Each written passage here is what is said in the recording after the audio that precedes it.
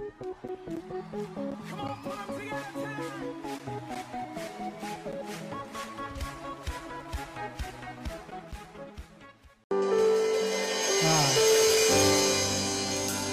ulang sekali lagi. Shalom Bapak Ibu Saudara-saudara yang dikasih Tuhan.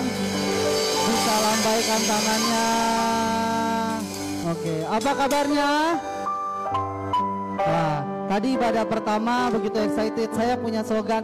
Apa kabarnya? Bersama Yesus dahsyat luar biasa. Bisa? Oke, apa kabarnya Bapak Ibu Saudara? Bersama Yesus dahsyat luar biasa. Kasih tepuk tangan yang terbaik untuk Tuhan. Mari kita mau mulai ibadah kita pada pagi hari ini. Mari siapkan hatimu. Mari bawa pujian penyembahan yang terbaik untuk Tuhan. Ini kami Tuhan. Ini kami Bapa. Kami siap Tuhan untuk masuk dalam lebih lagi dalam hadirat-Mu Yesus.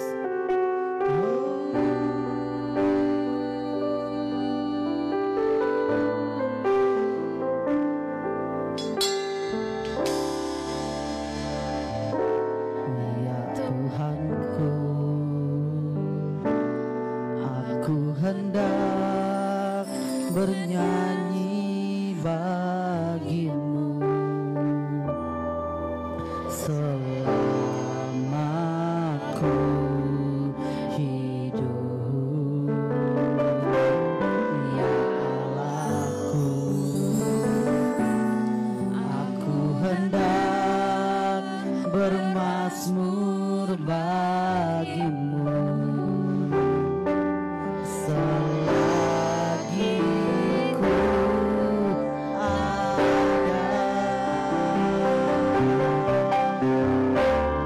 Inilah yang ku renungkan setiap waktu. Nyanyian pujian dan pengagungan kepadamu. Biarlah manis kau dengar Tuhan, manis kau dengar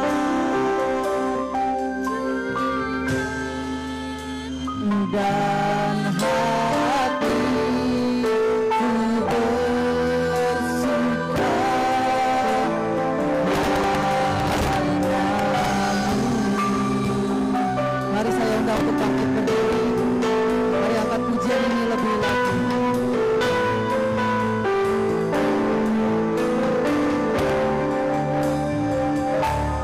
Ya Tuhanku, aku hendak bernyanyi bagimu selama ku hidup.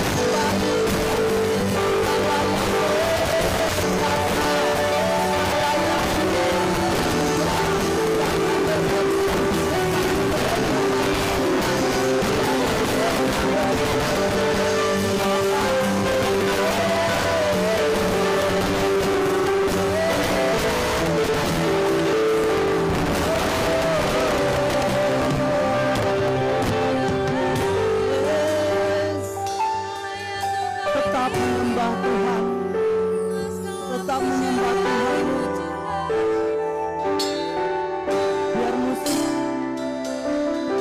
Biar musik memainkan pujian untuk penyembahan buat Tuhan. Mari setiap kita datang untuk menyembah Tuhan. Mari setiap engkau yang ada di tempat ini, naikkan pujian penyembahanmu, naikkan pengagunganmu, naikkan setiap ucapan syukur buat Tuhan.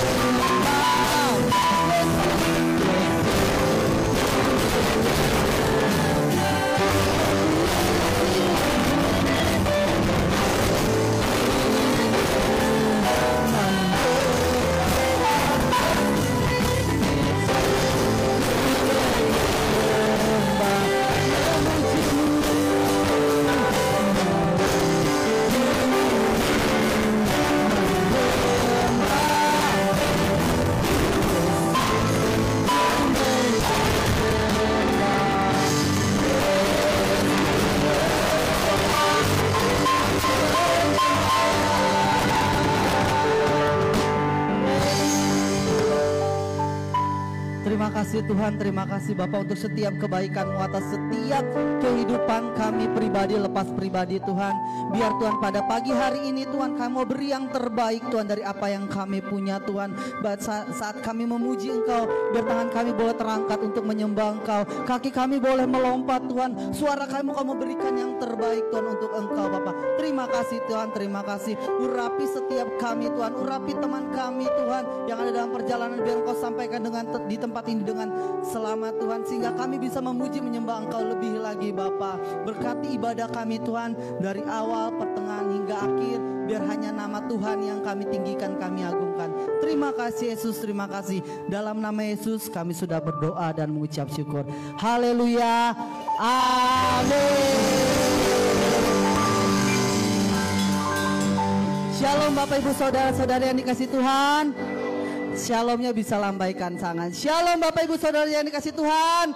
Shalom. Tadi saya udah kasih tahu apa kabarnya?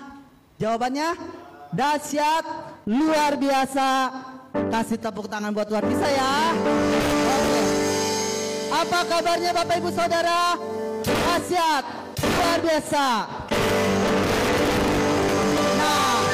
Kalau yang seperti itu udah biasa, saya mau kasih yang luar biasa. Bersama Yesus dahsyat, luar biasa. Amin. Apa kabarnya Bapak Ibu Saudara? Bersama Yesus dahsyat, luar biasa. Silakan duduk Bapak Ibu Saudara. Mari kita memuji menyembah nama Tuhan. Yang di rumah online juga, mari kita angkat pujian ini, tahun Yobel.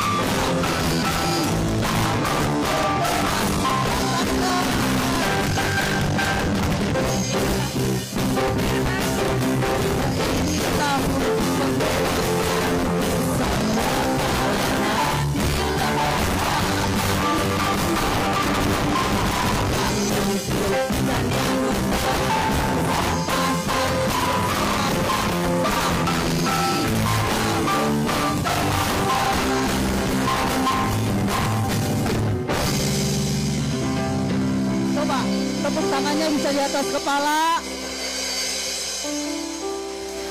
Di atas kepala. Ini tahun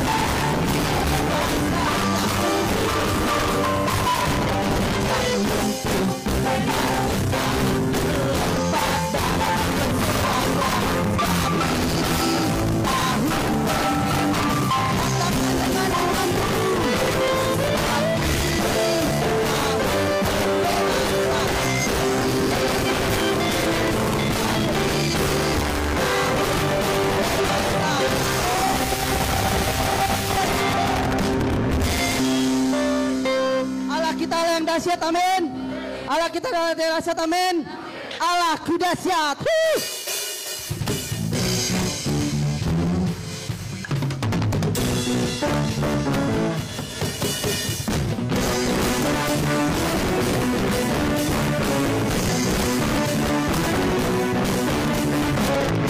Dari utara ke selatan, terdengar sebagai Allah. Dari barat sampai ke timur, nah Yesus besar tinggi. Dari pulau ke pulau, lebah-lebah duduk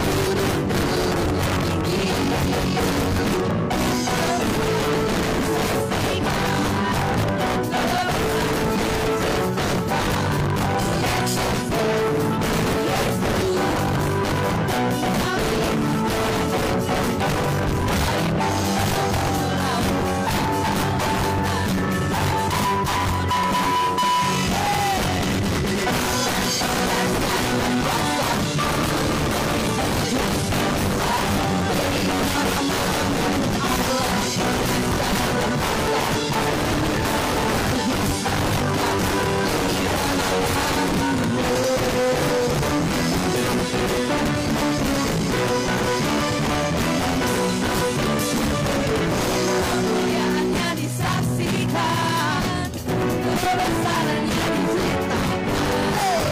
Yesus, Yesus, nama Yesus. Nah Yesus disanjung tinggi. Dari pulau ke pulau, lebah-lebah duduk tinggi.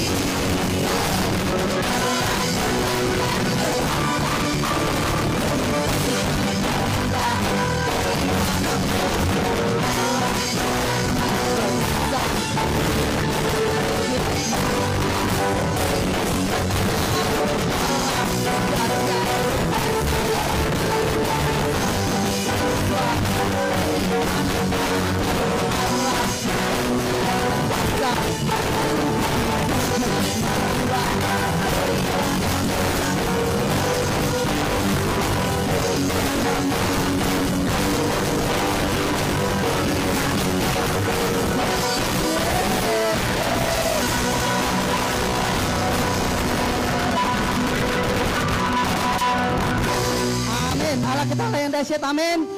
Silakan duduk Bapak Ibu Saudara-saudari. Tiba waktunya kita mau memberikan persembahan. Mari kita siapkan hati, kita siapkan persembahan kita terlebih dahulu. Mungkin ada Bapak Ibu Saudara yang belum mendapatkan amplop persembahan. Mari kita bersatu dalam doa.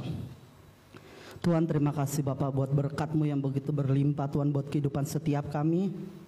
Kalau kami Tuhan masih bisa dalam keadaan sehat Tuhan datang beribadah ke tempat-Mu di tempat ini Bapak, kami mengucap syukur Tuhan. Tuhan, sebentar kami mau berikan persembahan kami Tuhan, biar apa yang kami berikan Tuhan dapat memperoleh kerajaan-Mu di tempat ini dan semua untuk kemuliaan nama-Mu. Terima kasih Yesus, kami siap memberi dengan penuh sukacita. Haleluya, amin. Persembahan bisa maju ke depan, tetap jaga protokol kesehatan dan jarak. Dari sebelah kanan saya terlebih dahulu. Sambil persembahan maju ke depan, kita angkat pujian kita, Allah itu baik.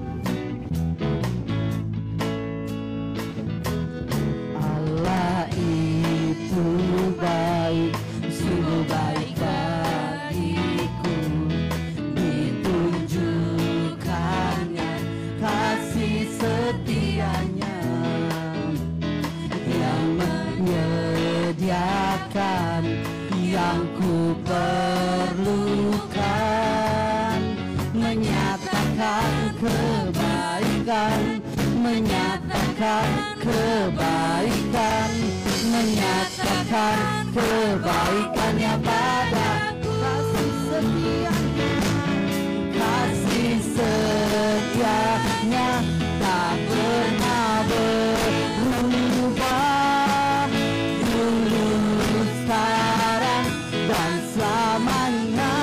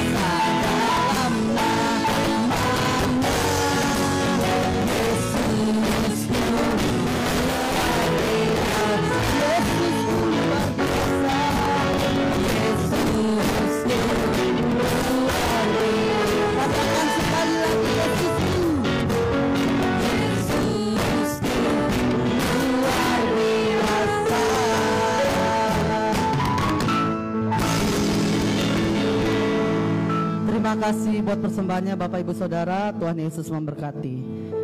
Tiba saatnya kita mau mendengarkan kebenaran firman Tuhan pada pagi hari ini. Mari kita mau siapkan hati kita jadi hati yang subur, sehingga firman Tuhan yang boleh tabur bisa jadi kekuatan buat kehidupan kita. Hanya Engkau Tuhan yang kami andalkan dalam kehidupan kami Bapa. Hanya Engkau Tuhan sumber segala-galanya dalam kehidupan kami Tuhan.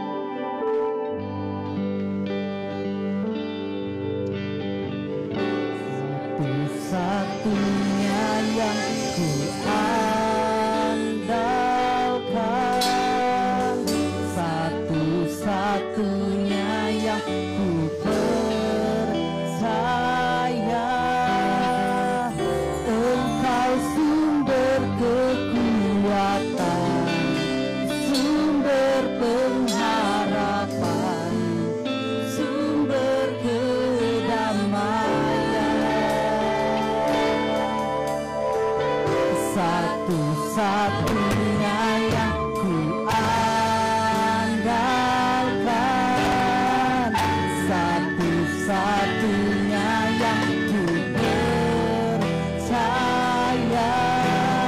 Engkau Tuhan memberkati, Tuhan pemelukku, Tuhan pemelukku. Saya undang untuk kita bangkit berdiri, kita angkat pujian.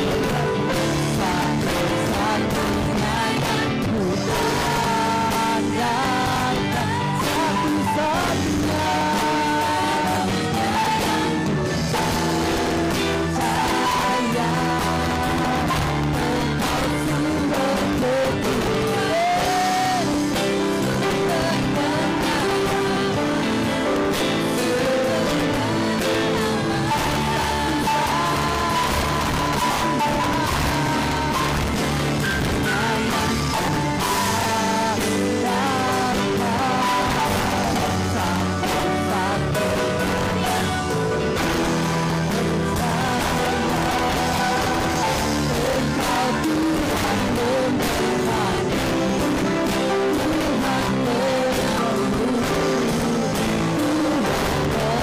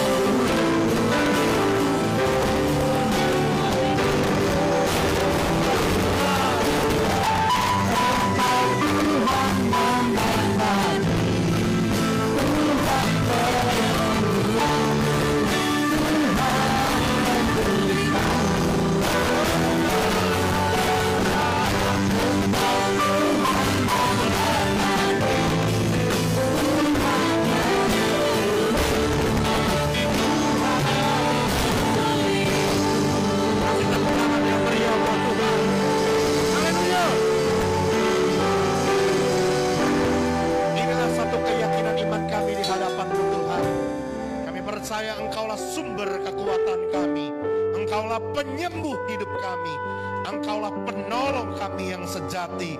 Layaklah Kau Tuhan menerima segala pujian, pengagungan, penyembahan kami dari umat kepunyaan-Mu yang datang dengan segenap hati. Pagi hari ini beribadah kepadamu. Kami percaya Engkau yang disukakan dan dihiraukan karena kami. Dan kami percaya Engkau berkenan memberkati setiap kami. Segala puji, hormat dan kemuliaan bagi nama Tuhan Yesus Kristus. Nama-Mu yang kami sanjung tinggi, nama-Mu yang kami agungkan dan kami muliakan. Saat ini Tuhan, Kami mau memilih yang terbaik untuk kami belajarkan firman-Mu. Mari Roh Kudus jamah setiap hati kami, lembutkan hati kami menjadi tanah hati yang baik, tanah hati yang siap terima taburan benih firman-Mu.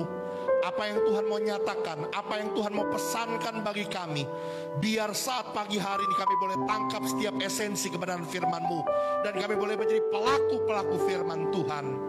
Roh Kudus, urapi hamba-Mu, jadikan hamba-Mu sebagai alat-Mu yang efektif di tangan-Mu, biar setiap perkataan pernyataan hamba adalah pernyataan yang datang dari Tuhan saja.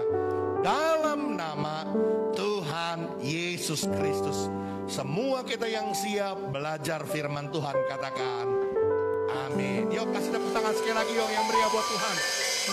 Mari silakan duduk saudaraku. Saya percaya Tuhan Yesus tetap baik dalam hidup kita. Amin. Katakan shalom jemaat Tuhan. Shalom. Mari kita akan buka Alkitab kita bersama-sama dalam Kisah Para Rasul pasal yang ke-28. Ayat yang pertama sampai ayat yang ke-10. Sekali lagi, Kisah Para Rasul pasal yang ke-28 ayat 1 sampai ke-10 dengan perikop Paulus di Malta. Untuk mempersingkat waktu, saya akan baca ayat ini. Dan saudara boleh perhatikan Alkitabnya baik-baik supaya saudara mengerti jalan ceritanya ya. Sekali lagi Kisah Para Rasul pasal 28 ayat 1 sampai ke 10. Demikian firman Tuhan. Setelah kami tiba dengan selamat di pantai, barulah kami tahu bahwa daratan itu adalah Pulau Malta. Penduduk pulau itu sangat ramah terhadap kami. Mereka menyalakan api besar dan mengajak kami semua ke situ karena telah mulai hujan dan hawanya dingin. Ketika Paulus memungut seberkas ranting-ranting dan meletakkannya di atas api, keluarlah seekor ular beludak karena panasnya api itu, lalu menggigit tangannya. Ketika orang-orang itu melihat ular itu terpaut pada tangan Paulus, mereka berkata seorang kepada yang lain, orang ini sudah pasti seorang pembunuh. Sebab meskipun ia telah luput dari laut, ia tidak dibiarkan hidup oleh Dewi Keadilan. Tetapi Paulus mengibaskan ular itu ke dalam api, dan ia sama sekali tidak menderita sesuatu. Namun mereka menyangka bahwa ia akan bengkak atau akan mati rebah seketika itu juga. Tetapi sesudah lama menanti-nanti, mereka melihat bahwa tidak ada apa-apa yang terjadi padanya. Maka sebaliknya mereka berpendapat bahwa ia seorang dewa. Tidak jauh dari tempat itu ada tanah milik gubernur pulau itu. Gubernur itu namanya Publius. Ia menyambut kami dan menjamu kami dengan ramahnya selama 3 hari. Ketika itu ayah Publius terbaring karena sakit demam dan disentri. Paulus masuk ke kamarnya, ia berdoa serta menumpangkan tangan ke atasnya dan menyembuhkan dia. Sesudah peristiwa itu datanglah juga orang-orang sakit lain dari pulau itu, dan mereka pun disembuhkan juga. Mereka sangat menghormati kami, dan ketika kami bertolak mereka menyediakan segala sesuatu yang kami perlukan. Haleluya. Saudaraku, kisah ini menceritakan ketika Paulus sebagai seorang tahanan, dia akan dibawa ke Roma melewati sebuah perjalanan laut. Dan ketika dalam perjalanan itu perahunya mengalami karam kapal. Terombang-ambing, dihempaskan ombak yang begitu besar, berminggu-minggu di atas laut.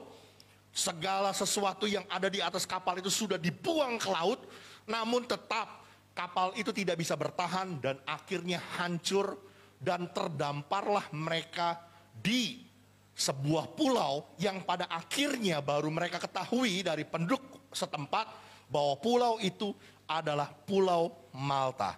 Ya, saudara, kalimat dari ayat pertama berkata begini, setelah kami tiba dengan selamat di pantai, barulah kami tahu bahwa dataran itu adalah Pulau Malta. Saya melihat saudaraku, bahwa ada banyak hal, ada banyak perkara di dalam dunia ini, di dalam hidup kita, situasi dan kondisi yang umumnya kita tidak mengerti, kita tidak tahu, kita tidak paham sebenarnya apa yang sedang terjadi. Namun saudaraku, saya mau berkata saudaraku, mari kita punya satu keyakinan dan kita mau belajar saudaraku, bahwa Tuhan akan menuntut kita untuk mengerti, untuk tahu selangkah demi selangkah. Kalau pada hari ini saudara berkata bahwa saya seperti sebuah kondisi terdampar dalam sebuah situasi yang saya tidak mengerti, yang saya tidak tahu kenapa harus terjadi seperti ini. Saya mau berkata saudaraku, yuk hari ini belajarlah untuk memiliki sebuah respon, sebuah sikap seperti apa yang dilakukan oleh Paulus. Di tengah-tengah situasi seorang tahanan sudah kehilangan seluruh apa yang dia miliki karena kapalnya karam, bahkan di tengah-tengah pulau asing, tapi saudaraku dia tetap memiliki sebuah respon, mau tetap berkarya, mau tetap berdampak, mau tetap bekerja, mau tetap menjadi berkat bagi orang. Saudara perhatikan ayat 3, ini yang menjadi ayat kuncinya saudaraku. Ketika Paulus memungut seberkas ranting-ranting dan meletakkannya di atas api. Saudaraku perhatikan baik-baik saudaraku, saya menjumpai ketika Paulus dalam satu kondisi, dia sebagai seorang tahanan yang sudah hampir-hampir mati karena karam kapal, bahkan dia sudah kehilangan segala sesuatu, namun dia tidak mengasihani diri.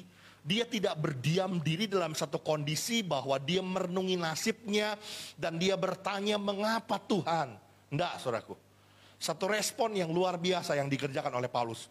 Dia tetap bekerja, dia tetap berkarya, dia tetap melayani, dia tetap mau jadi berkat dimanapun dia berada dari apa yang bisa dia kerjakan. Tema hari ini saudaraku, tetaplah berkarya, tetaplah bekerja, tetaplah melayani, tetaplah jadi berkat bagi semua orang. Amin. Mungkin saudara berkata bahwa Pak, melewati tahun 2020 saya seperti terhempas dalam sebuah situasi yang saya nggak mengerti. Semuanya sudah hancur, semua impian saya sudah ludes.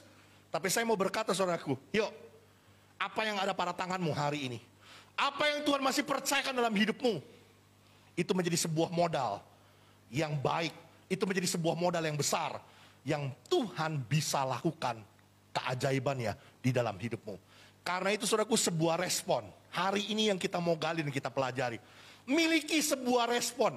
Hati yang mau tetap berkarya, tetap mau bekerja, tetap mau berdampak dan melayani.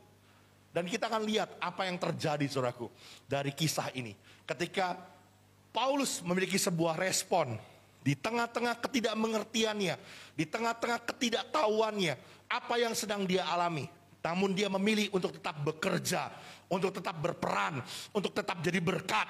Dan hari kita bisa melihat saudaraku, apa yang akan terjadi di dalam kisah ini. Perhatikan saudaraku, saya katakan tadi bahwa ketika Paulus melihat orang-orang itu begitu ramah menyambut dia pada ayat yang kedua, Paulus tidak berdiam diri saudaraku. Tetapi Paulus mengambil sebuah respon dan sikap saudaraku. Dia mau membantu, dia mau melayani.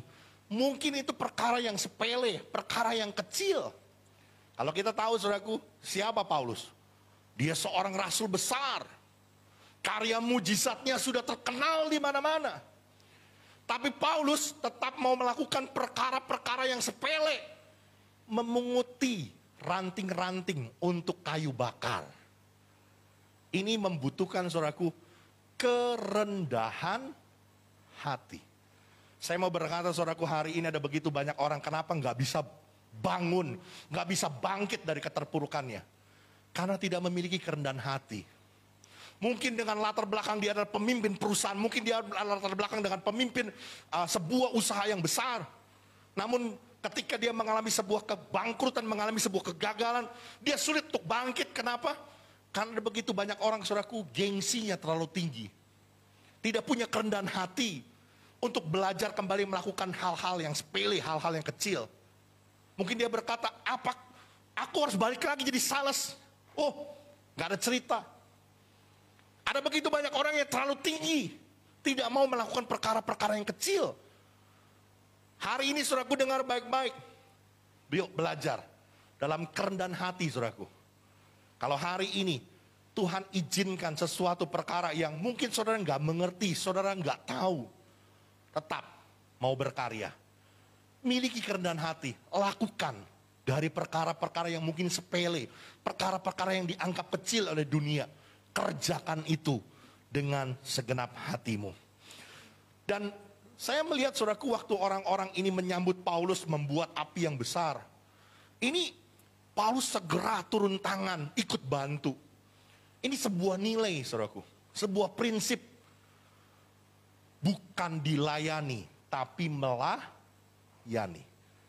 Ini prinsip ini, saudaraku, yang harusnya dimiliki oleh kita. Orang-orang yang percaya. Dimanapun kita. Harusnya kita memiliki sebuah nilai, sebuah prinsip. Kita ini datang untuk melayani. Bukan untuk dilayani.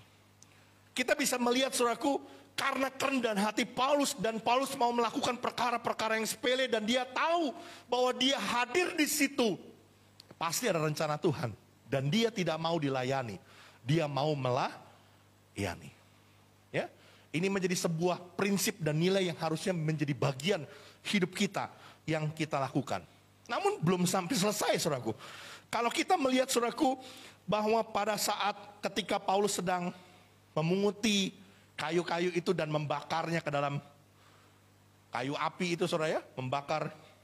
Tiba-tiba, saudaraku, ada ular beludak. Ular beludak ini, saudaraku, sembunyi di dalam tanah. Karena panasnya dari api unggun itu, maka ular ini keluar dari dalam tanah, dan dia ini modelnya kayak seperti matil gitu, saudaraku ya, loncat gitu, saudaraku. Ularnya bentuknya kurang lebih 30-40 cm. Ularnya loncat, saudaraku. Langsung gigit tangan Paulus, dan di dalam terjemahan lain, saudaraku, dikatakan dia menggelantung di tangan Paulus. Apa yang terjadi? Setelah itu mulai ada begitu banyak orang langsung menghakimi Paulus. Orang ini pasti pembunuh. Sebab itu sekalipun dia luput dari laut, tapi Dewi Keadilan tidak memberikan dia hidup, dia pasti akan mati. Saya mau berkata, saudara, di tengah-tengah ketika kita sedang berusaha, berjuang, kita tetap mau melakukan perkara-perkara yang kecil, perkara yang sederhana dalam kerendahan hati kita. Seringkali, saudaraku, dalam realita kenyataannya, ada begitu banyak orang-orang di sekitar kita yang bukan memberi support, yang bukan memberi dukungan, tapi justru menghakimi. Ini biasa, saudaraku. Ya, saya katakan hari ini, saudaraku, apa yang ada pada tanganmu, kerjakan itu. Kalau engkau hari ini Tuhan percayakan untuk nge-grab, untuk ngojek, lakukan itu. Tapi mungkin ada orang-orang di sekitarmu yang berkata, sekarang jadi tukang ojek. Sekarang jadi orang rendahan. Saya mau berkata, saudaraku, biarkan apa yang terjadi, orang mau bicara apa, tapi lakukan itu dengan segenap hatimu. Terlalu banyak orang di sekitar kita yang akan seringkali menyerang kita dengan perkataan-perkataan negatif, menyudutkan kita. Bahkan ketika kita melayani, kita berbuat sesuatu dengan tulus hati pun, masih banyak orang-orang yang mungkin akan mengata-ngatai kita. Saya mau berkata, saudaraku, hari ini, yuk belajar seperti apa yang Paulus lakukan. Tetap mau melayani, tetap mau berkarya, tetap berdampak, tetap jadi berkat buat orang lain. Ini kan konsepnya dunia kan. Kalau ada orang jatuh, terpuruk, apalagi sampai dia sakit bahkan meninggal, langsung kita dengan cepat mengambil respon, ini orang pasti kena kutuk nih. Waktu Paulus tergigit tangannya dengan ular beludak, bergelantungan ular itu, orang langsung bilang, wah ini orang-orang berdosa ini pasti pembunuh ini, pasti mati ini. Ada begitu banyak orang, saudaraku, yang cepat untuk menghakimi orang lain. Hari ini, saudaraku, dengar baik-baik, ini sebuah konsep yang keliru.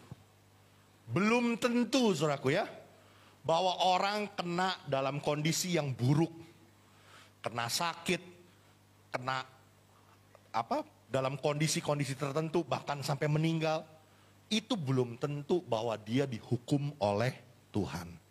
Belum tentu oleh akibat karena dia berdosa. Sampai saya seringkali memberikan sebuah pernyataan yang ekstrim. Ini ceritanya nih, ada seorang tetangganya seorang pendeta gitu ya. Pendetanya bawa motor. Di tengah jalan saudaraku jatuh nih pendetanya. Habis itu udah begitu jatuh, terlindas kontainer. Mayatnya hancur. Lalu orang yang lihat, aduh itu pendeta lu, tetangga gua kenal lu. Waduh itu pasti pendeta tuh. Itu pasti pendeta nggak bener tuh. Makanya matinya aja kayak begitu tuh. Ya, seringkali kita punya konsep begitu ya. Kalau ada orang kena sial, ada orang kena kemalangan, ada orang yang mengalami perkara-perkara duka cita, langsung kita mengambil sebuah konsep. Ini orang pasti kena kutuk nih.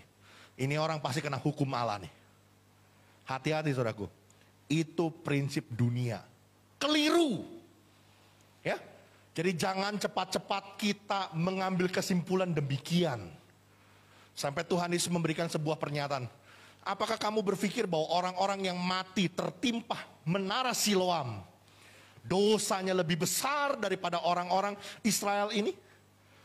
Apakah kamu berpikir bahwa orang-orang yang mati disembeli dan darahnya dipersembahkan sebagai persembahan para dewa dosanya lebih besar daripada orang-orang Israel ini? Jawabnya tidak, saudaraku. Jadi kita jangan punya konsep seperti orang dunia, saudaraku. Cepat sekali mengambil sebuah kesimpulan kalau ada sebuah kejadian kemalangan, lalu kita mengatakan bahwa ini orang kena kutuk nih. Apalagi lagi COVID begini ya. Ada yang kena COVID meninggal, ini orang pasti kena kutuk nih. Belum tentu, saudaraku. Ya, saya mau berkata hari ini, penghakiman itu adalah miliknya Tuhan. Amin. Firman Tuhan berkata, janganlah kita saling menghakimi. Karena penghakiman itu adalah miliknya Tuhan. Amin. Ini sesuatu yang biasa saudaraku. Waktu kita mengerjakan sesuatu pun, waktu kita mau melayani, waktu kita mau berkarya, ada orang-orang di sekitar kita yang mungkin akan berkata negatif, menyerang kita, menghakimi kita. Tapi perhatikan ayat 5 saudaraku, ayat 5. Yuk kita baca ayat 5. Tetapi Paulus mengibaskan ular itu ke dalam api dan, apa saudaraku? Ia sama sekali tidak menderita sesuatu. Saya mau berkata saudaraku hari ini, kalau saudara tetap fokus kepada apa yang Tuhan percayakan dalam hidupmu, engkau tetap mau fokus kepada pelayananmu, engkau tetap fokus kepada apa yang kau bisa kerjakan, engkau tetap berdampak, engkau tetap menjadi berkat bagi banyak orang. Firman Tuhan menyatakan saudaraku dengan tegas, engkau tidak akan menderita sesuatu. Engkau tidak akan kehilangan apa-apa. Amin. Bisa dimengerti saudaraku? Waktu kita tetap fokus kepada apa yang Tuhan percayakan, kita kerjakan dengan segenap hati, dengan sungguh-sungguh, kita tidak akan kerugian apa-apa. Kita tetap akan diberkati oleh Tuhan. Amin. Karena itu jangan pernah putus semangat saudaraku. Ketika kita melakukan perkara-perkara sepele, perkara-perkara kecil, lalu mulai ada orang mencibir kita, jangan ambil pusing. Kita tidak akan menderita apa-apa kalau kita tetap berjalan dalam kehendak Tuhan. Saya membaca terinspirasi saudaraku tentang kisah Jack Ma ya. Ini menarik sekali saudaraku. Ya. Seorang pembisnis perusahaan e-commerce yang terbesar di RRC. Tahukah saudara bahwa setelah dia lulus kuliah, dia melamar pekerjaan bukan kepada satu perusahaan, kepada banyak perusahaan, 30 perusahaan. Namun semuanya menolak dia. Sampai satu kali saudaraku dia melamar ke Kentucky Fried Chicken, KFC, di kotanya. Ada 27 orang pelamar, 26 diterima, satu orang tidak diterima. Siapakah dia? Jack Ma. Ini mungkin kalau kita sudah putus asa gitu ya. Tapi ini Jack Ma nggak putus asa saudaraku. Ya. Tetapi dia bersama dengan kawannya pada tahun 1999 dia mendirikan sebuah perusahaan e-commerce. Ya, kita tahu perusahaannya namanya Alibaba gitu ya. Dan pertama kali dia bergerak dalam valuta asing, pertukaran mata uang dunia. Pertama kali mungkin orang akan berkata ini orang-orang gila, mana mungkin itu perusahaan bisa jadi, mana mungkin itu bisa berjalan. Itu adalah tindakan paling terbodoh yang dilakukan oleh orang. Ada begitu banyak orang mencibir dia, mengata-ngatai dia. Tapi dia tetap fokus kepada apa yang dia kerjakan. Dan hari ini saudaraku, Alibaba menjadi perusahaan e-commerce yang terbesar di dunia. Mungkin nomor 2 ya. Jack Ma menjadi orang yang terkaya di RRC. Dan dia menjadi inspirasi bagi banyak orang di dunia ini. Saya mau berkata saudaraku hari ini yuk. Apapun hari ini kondisinya, keadaanmu, dalam keterpurukanmu, engkau berkata aku gak ngerti lagi Tuhan. Aku seperti terdampar dalam sebuah situasi, hancur dan habis semuanya. Apa yang ada pada tanganmu? Kerjakan itu dengan segenap hatimu. Maka Tuhan akan tuntun engkau melihat karya Allah yang besar dalam hidupmu. Sekalipun mungkin ada begitu banyak orang yang mencibir engkau, mengata-ngatai engkau dan mungkin menjatuhkan dan menghakimi engkau. Percayalah, engkau tidak akan menderita apa-apa. Bahkan kalau kita melihat pada ayat yang ke-6 saudaraku, waktu Paulus ditunggu-tunggu, dipikir tangannya minimal bengkaklah atau dia mati seketika karena ular budak itu. Tapi ternyata dia tidak mengalami apa-apa saudaraku. Dikisahkan bahwa Paulus dianggap seorang dewa. Ya, saya mau berkata saudaraku, engkau akan menerima sebuah kehormatan kalau engkau tetap fokus kepada apa yang engkau kerjakan. Engkau akan menjadi inspirasi bagi banyak orang. Sampai saudaraku pada ayat yang ke-7 dan ke-8 saudaraku dikisahkan, ternyata Paulus disambut oleh gubernur Pulau Malta. Kalau saudara baca ayat yang ke-7 saudaraku, ya, dikatakan Paulus dijamu berapa hari? 3 hari lamanya. Malta bukanlah tempat sasaran tujuan Paulus. Malta bukanlah tempat target pelayanan Paulus. Bukan. Dia cuma terdampar ada di sana. Tapi perhatikan baik-baik saudaraku. Ya, Tuhan bisa buat kondisi apa yang terjadi dalam kehidupannya, Tuhan turut berperan di dalamnya, menuntun Paulus untuk melayani orang-orang di sana. Paulus sebagai seorang tahanan yang terdampar di Pulau Malta, dalam kehilangan segala sesuatunya, tapi bisa disambut oleh gubernur pulau itu. Dibikin pesta 3 hari lamanya. Ada di antara kita yang pergi ke mana? Ke Florida, ke Hawaii, disambut sama pemimpin negara di situ, pemimpin daerah di situ, bikin pesta 3 hari 3 malam. Ada? Siapa kita? Saya mau berkata saudaraku, ini hal yang menarik saudaraku.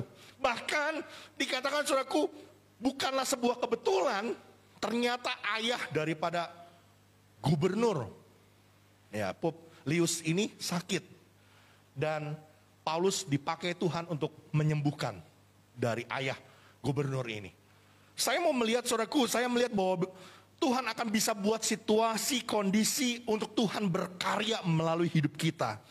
Kalau kita tetap mau berjalan melakukan apa yang Tuhan percayakan, dimulai dari perkara-perkara kecil. Apa yang ada pada tangan kita, melalui hidup kita Tuhan akan berkarya melakukan perkara-perkara yang besar. Ini kan sesuatu cerita yang luar biasa saudaraku, seperti efek domino gitu ya. Hanya gara-gara mungutin kayu, sampai akhirnya bisa dijamu sama gubernur. Dan kisah ini menceritakan banyak orang sakit di Pulau Malta itu disembuhkan melalui doanya Paulus. Tuhan berkarya, Tuhan memakai hidup Paulus dengan luar biasa, menjadi berkat bagi banyak orang. Hanya dimulai dari perkara apa saudaraku? Mungutin kayu. Saya mau berkata hari ini tidak peduli apapun kondisi kita, kerjakan apa yang ada pada tanganmu. Tuhan akan tuntun engkau, Tuhan akan bawa kita untuk kita melihat karya Tuhan berkarya melalui hidup kita untuk melakukan perkara-perkara yang ajaib. Yang mengerti boleh bilang amin. Saudara, bahkan yang luar biasa pada ayat penutup suraku, pada ayat 10. Mereka sangat menghormati kami dan ketika kami bertolak. Apa saudaraku? Mereka menyediakan segala sesuatu. Garis bawahi. Menyediakan segala sesuatu yang kami perlukan. Ini sebuah konsep saudaraku. Carilah kerajaan Allah di kebenarannya. Makanya semuanya itu akan ditambahkan kepadamu. Saya melihat saudaraku, waktu kita tetap mau bekerja, berkarya, melayani, tetap mau berdampak jadi berkat buat orang lain. Apapun yang Tuhan percayakan hari ini ada pada tangan kita. Ada pemeliharaan Tuhan. Firman Tuhan berkata, Tuhanlah yang akan menyediakan segala sesuatu yang kita perlukan.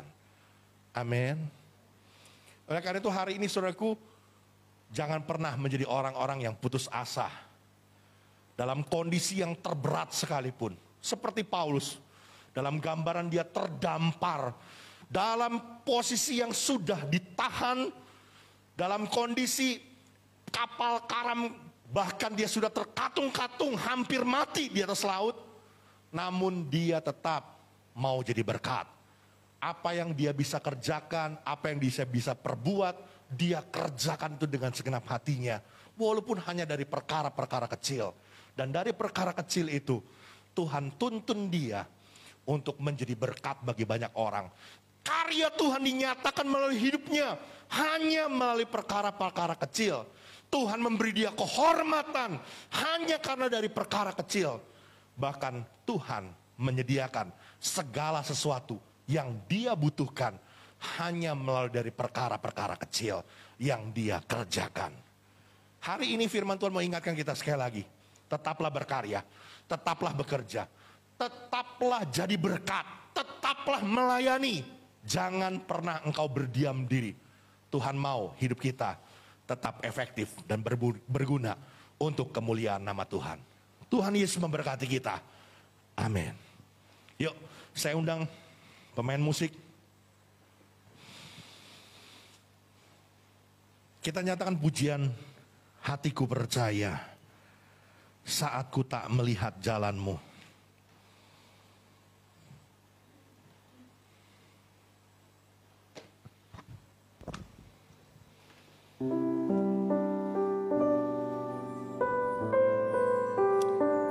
Haleluya.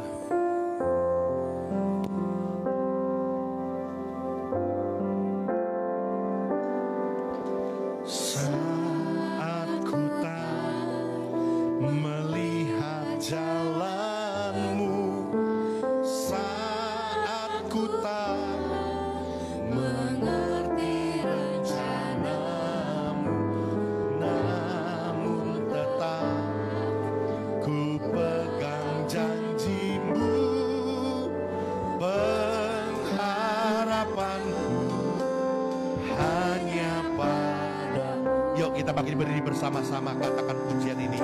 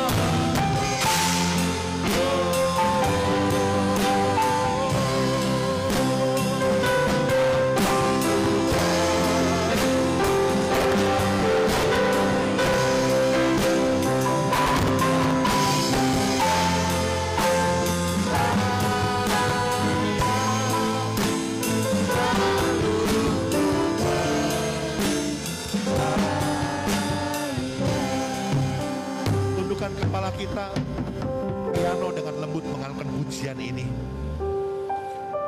Saudaraku, hari ini kita belajar satu kebenaran firman Tuhan.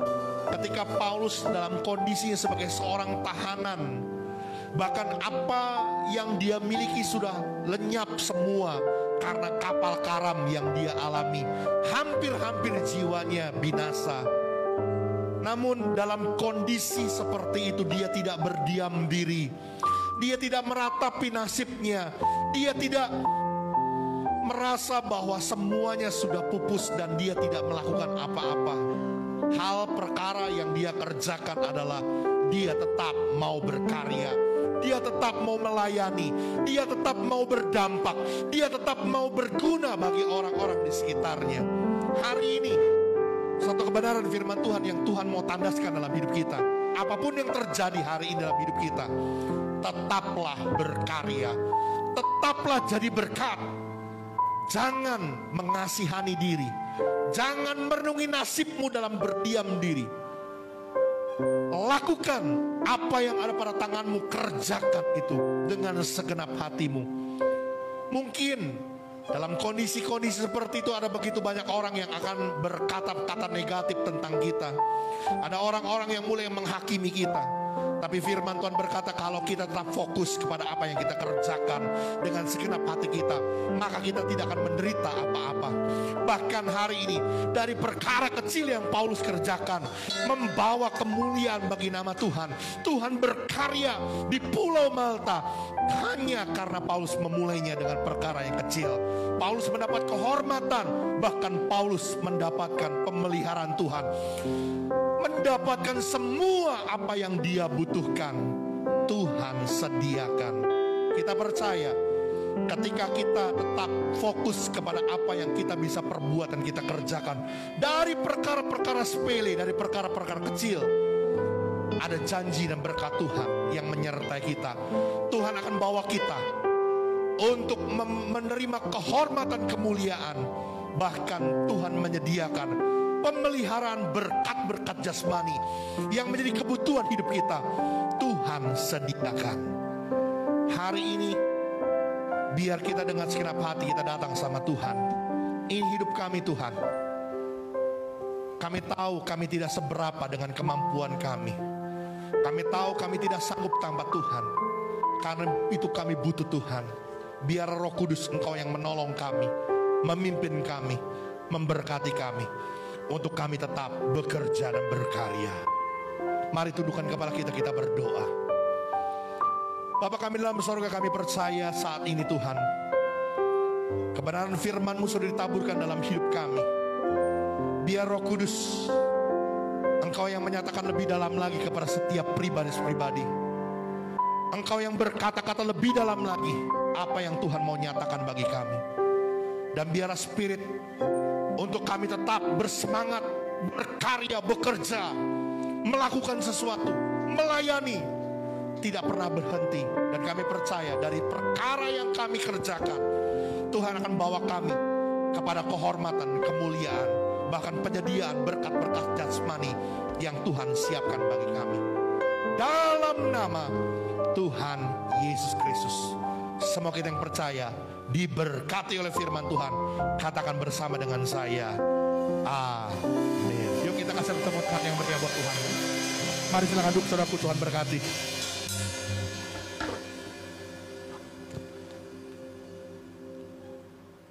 Terima kasih buat Bapak Gembala, buat firman Tuhan pada pagi hari ini. Semoga memberkati kita semua. Tiba saatnya kita mau mendengarkan warta jemaat kita pagi hari ini.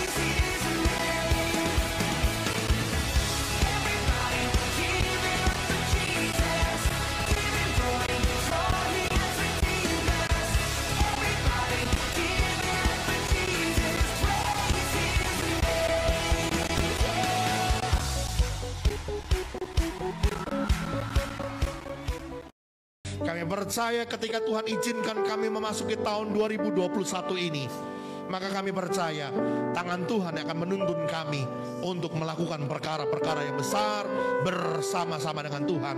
Hari ini melalui kebenaran firman-Mu Tuhan, Engkau mengajarkan kami apapun yang terjadi dalam hidup kami hari ini, Tuhan mau kami tetap berkarya. Tuhan mau kami tetap melayani, menjadi berkat bagi banyak orang, tetap bekerja, melakukan dari perkara apa yang ada pada tangan kami. Mungkin dari perkara-perkara yang kecil, dari perkara-perkara yang sepele, tapi Tuhan mau untuk kami tetap mengerjakannya dengan setia.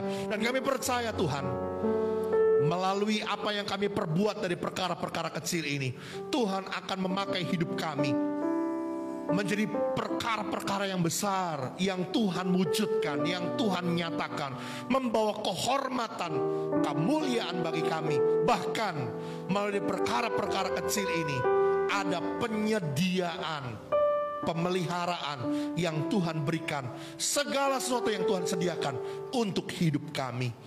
Terima kasih Tuhan, mari Engkau memberkati setiap kami. Biar sungguh-sungguh Tuhan kami boleh bertumbuh dewasa di dalam segala perkara, dalam segala keadaan kami. Kami boleh menjadi pribadi-pribadi yang tetap kuat dan mengasihi Tuhan. Karena itu mari Tuhan Kau berkati setiap umat-Mu. Tuhan tolong kami, Tuhan berkati hidup kami. Memberkati buat semua para pelayan-pelayan Tuhan yang terlibat pelayan pekerjaan Tuhan pada hari ini tidak terkecuali. Kami percaya urapan dan berkat Tuhan turun atas hidup mereka.